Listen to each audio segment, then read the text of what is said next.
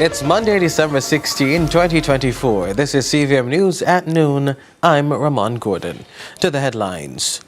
4 people are in custody following another major fraud bust targeting Sagicor Group Jamaica Limited.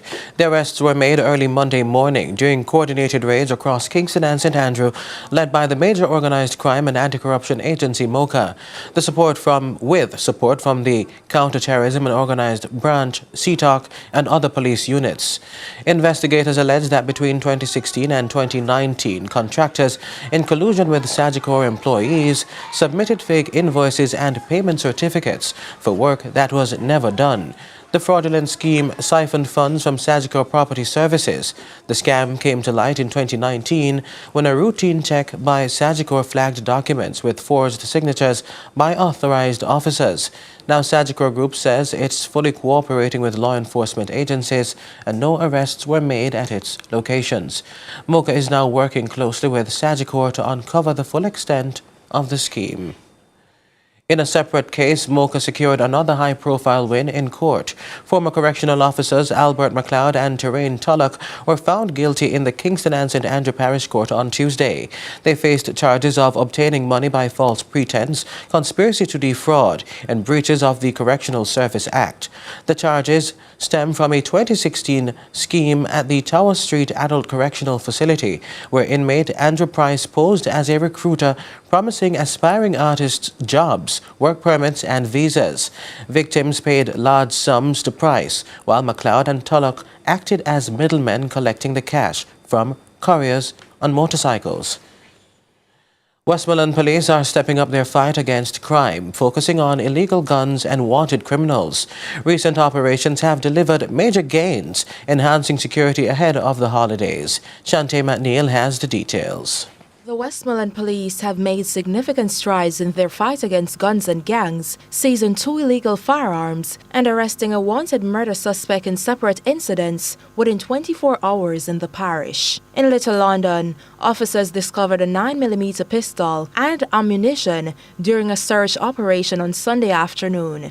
Hours later, 42-year-old Dwight Cheeky Williams was arrested in Petersville after police seized another firearm from a bag he was holding. DSP for the Westmoreland Police Division, Sean J. Mitchell, says the suspect arrested was connected to a White House murder. Dwight Williams, otherwise called Cheeky, and he is wanted in connection to the murder of Romario Singh O.C. Baggio, which happened earlier this week. What we know so far is that both persons were at the same location when there was an altercation, and the suspect, who was subsequently wanted in connection to the murder, that's Mr. Williams, pulled a firearm and shot Mr. Singh several times before leaving the space. DSP Mitchell says this development is a reflection of the support the force has been receiving from the residents in the parish as they continue its fight against crime.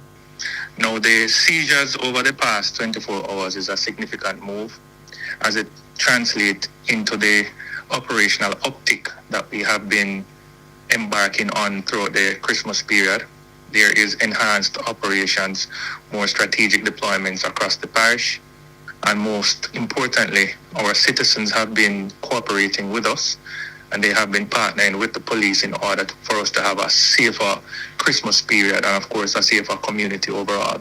In a media release on Sunday, head of the Westmoreland Police, Superintendent Othniel Dobson, reassured the public of increased security measures during the holiday season as the police continue their mission to rid the streets of illegal weapons and crime. The police are urging citizens to report any suspicious activity to help create a safer Westmoreland. Shante McNeil, CVM News.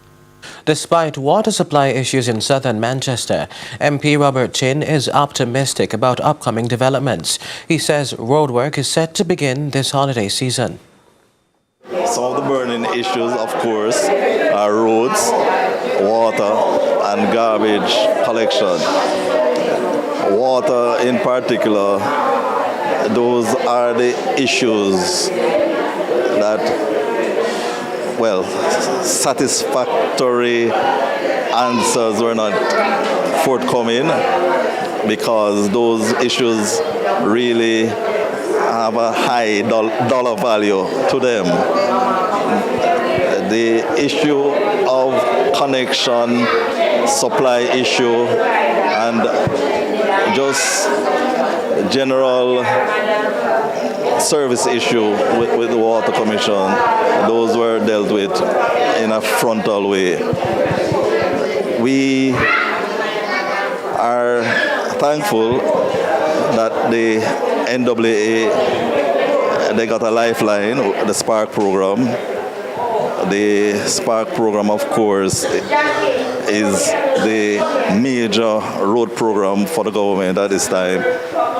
And of course, you would have realized that the Prime Minister declared the roads a national emergency. So there was an additional $2 billion that was allocated to roads. Garbage pileup remains a major issue island-wide. President of the Local Government Authorities Association, Winston Mirage, is proposing a schedule change to clear the backlog before Christmas. Alga J executive had decided that we would write to the NSWMA asking them to begin a new shift, to start a shift system with the drivers of the garbage trucks. So it's just, instead of having the trucks just collecting garbage between an 8-hour period during the day, that they would put on another shift, an evening shift, so we could collect garbage at nights as well. So if we have another set of drivers driving these trucks, of course, I know they are concerned about the drivers driving the trucks and damaging them. But that is something that they will have to work out themselves. But we are recommending that NSWMA employ another set of drivers to do a night shift collection of garbage in order to clear the backlog. A public-private partnership on Sunday sparked a major cleanup in Oteria, St. Anne, under the theme Bringing Back the Garden to the Garden Parish. The initiative started at 6 a.m. with the residents joining forces to tidy the town. Christmas is more than just food and good vibes. And if you're in Oteria, St. Anne, perhaps you'd agree it's also about appeal and clean spaces for tourists to enjoy. Well, just in time for Christmas, the coming together of the public-private partnership is where we're at today. We have the member from the Texaco station, right in Oteria, Jamaica Bauxite Mine, and the St. Anne Municipal Corporation, the hoteliers, residents, just everyone in the society to come together to really do a cleanup, a pre-Christmas cleanup in Oteria. This is unprecedented because it's the first time that we're able to garner all of your stakeholders, and we're really appreciative of the effort. We've washed down the place, we've put the vending under control, the curb walls, we've done the desilting, cutting trees, doing some work in the market. Really, the place looks airy and bright, just in time for Christmas and just in time for the tourism season. The mayor deems the move a match made in heaven and just in time for Christmas. So, stakeholders in the space put hands and hearts to the spaces that locals and tourists alike would often enjoy in the festive period and beyond. It's going to be 365 days around the year. We're starting it now because of the season, and you always have to start something for continuation, and that is what it is. We saw that it's the cruise season, it's the tourism winter season, and it's the Xmas season. So we just said, let's have this day, do this, everyone come out, and then now with the zoning of the areas, that's how we're going to maintain it and preserve it. And we need to take ownership of our business areas and all the environment around us. So it will be a 365 days because we're going to monitor through the stakeholder group that we set up to ensure that everyone is fulfilling their commitment that they've made. At the end of the day, it's the center of the town, and so it was really, really strewn with a lot of garbage, a lot of horrible garbage.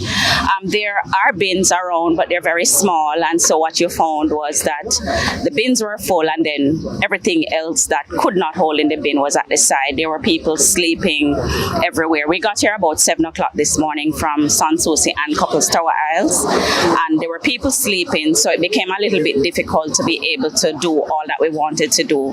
However, we started, and once we started, you could see a change in how the place looked. We just basically decided to restore the garden in our garden park. flourish. And by doing that, it's a sense of pride when you walk through a clean town. And we're just asking every single business to take care of your outside. And for those of us who are big enough, can take care of a little bit more than that, we are going to be doing that.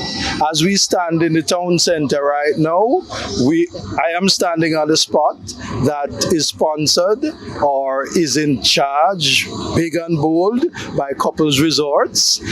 And we have sandals next door.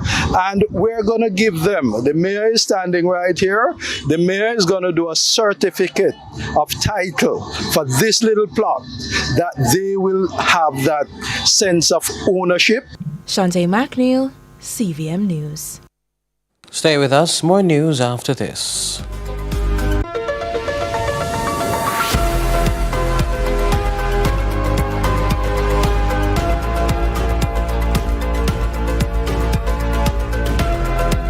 Partners of Jamaica. Yeah, we got to make a change, and we have to do it now, can't wait for later. We put plastic in its place, and we all can agree that will be safer than in the gullies and in the drains. Recycling Partners of Jamaica. We put plastic in its place, yeah, the place of it clean. PET, the top of the ethylene. HDPE, buckle up get screen.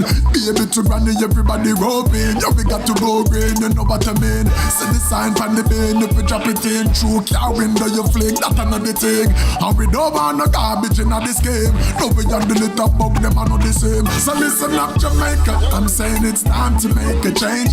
Recycling Partners of Jamaica.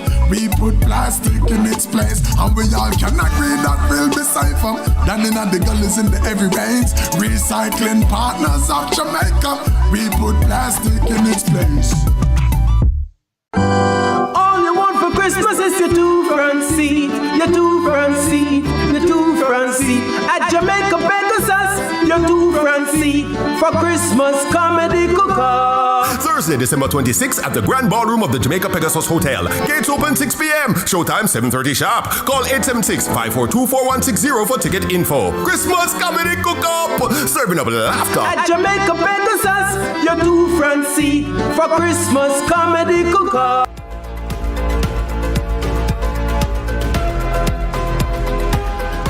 Welcome back. You're watching CVM News at noon.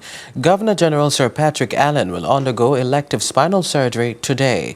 Kingston Custos Stedman Fuller will act as Governor General during his recovery. National Commercial Bank is bringing extra joy to its customers this holiday season with a special initiative aimed at rewarding credit card users. Speaking on Sunrise, NCB announced a range of benefits for users during the festive season. So for the month of December, our NCB Visa credit card customers, every time you use your card online or overseas, you get triple cashback and triple NCB miles. So it's an awesome way to give back to yourself, whether you're shopping online for gifts or if you're making that last minute booking for vacations. Okay, amazing. So how does it work? Every time you use your NCB Visa credit card for your online purchases, whether you're shopping online, whether you're shopping overseas, if you're in the store, Walmart, every time you swipe your credit card, you get triple cashback or triple NCB miles. The Sandmanor Foundation, in partnership with the Empire to Change Foundation, marked 9 years of giving back to children with disabilities on Sunday. Buses brought children from Kingston communities to the Halfway Tree Transport Center, spreading holiday cheer with gifts and meals. Sandmanor Managing Director Robert White says turnout doubled this year, but every child was still reached. Since 2016, the JPS Foundation has been powering the futures of students pursuing CTOC and Cape Industrial Technology examinations with a special focus on electrical technology through scholarship opportunities. To date, over 3,000 students have benefited from scholarships worth more than $13 million. This year is no exception, as the foundation is set to provide 200 scholarships to aspiring engineers and technicians for both their academic dreams and Jamaica's future development. For this year, we are supporting over 200 students valued at over $1 million. And these students who are participating, they're also a part of our Power Up Energy Club, that is a JPS Foundation Power Up Energy Club. And within these clubs, they are given different projects that they have to do, they also have the opportunity to participate in our Innovation Challenge, where they have to come up with solutions to solve various climate problems. Exams Operations Manager at the Overseas Examinations Commission, Tanjay Holmes, highlighted the exceptional performance of students who have taken these exams, noting their consistent success. Most of the schools that were part of the program last year, they would have been a part of the program maintaining your average of 70% pass rate and 60% sit rate. So the schools are doing well. There's a general uptake in electrical technology, industrial technology. In fact, in 2024, you have 2 of your recipient schools on the regional merit list. One recipient, Javon Bennett, an aspiring engineer, shared how the support will be beneficial to his career path. Growing up, I always wonder how electricians on the pole do their work, and I always wanted to be like them. So when I got opportunity to do electrical as a subject, I jumped at the chance. I think it's really great, not only for me, but also for my cohorts who are benefiting from it, as it will not only lessen the load of our parents, but also helps to support us in our future endeavors. The JPS Foundation remains steadfast in its mission to empower students, securing brighter futures for both individuals and Jamaica as a whole. Shante McNeil, CVM News. In regional news, Trinidad and Tobago's education minister and 2 others died in a house fire early this morning. More from CNS3 News. Of Arima and by extension the nation have been plunged into mourning as we confirm a sitting member of parliament has tragically died. CNC3 News was at the scene this morning. Janelle Bernard brings this report. The country awoke to the devastating news that Minister in the Ministry of Education and Deputy O'Meara MP Lisa Morris Julian perished in a fire at her Fairfont Street Arima home early this morning. According to reports, Morris Julian, along with her 2 children, ages 25 and 6, died in the fire that ravaged their home. Her husband and 2 other relatives were also injured in the fire and are said to be in the intensive care unit at hospital. As news began to spread, family, friends, members of parliament and constituents gathered at the Fairfont Street home. Member of Parliament for Aruka Maloney Camille Robinson Regis was inconsolable as she arrived. Prime Minister Dr. Keith Rowley was also among dozens of her colleagues there. In an official statement, Dr. Rowley expressed condolences on her passing as he joined the nation in trying to come to grips with the shocking news. He described Morris Julian as humble, caring, and one of the finest representatives, and promised to provide the family with whatever is needed at this time. Just 2 weeks ago, Morris Julian was screened and re-elected by the PNM to represent the Deputy O'Meara constituency at the next general election. Other members of parliament and former mayors gathered in prayer as they tried to come to terms with the tragic news. Stay with us. Sports is next.